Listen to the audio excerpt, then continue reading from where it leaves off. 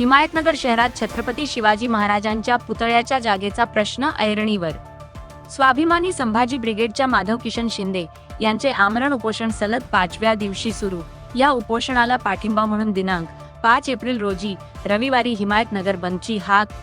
नांदेड जिल्ह्यातील हिमायतनगर शहरात हिंदवी स्वराज्य संस्थापक छत्रपती शिवाजी महाराज यांचा भव्य अश्वारूढ पुतळा व्हावा आणि या पुतळ्याकरिता नगरपंचायत प्रशासनाने नियोजित जागा उपलब्ध करून द्यावी या मागणीसाठी मागील 3 वर्षापासून सामाजिक कार्यकर्ते माधव किशन शिंदे ही सातत्याने पाठपुरावा करत असून आतापर्यंत 3 वेळा त्यांनी केले आहे, परंतु नगरपंचायत प्रशासन आणि केवळ आश्वासन देऊन त्यांचे उपोषण स्थगित केले, परंतु प्रश्न मार्गी लावलेला नाही.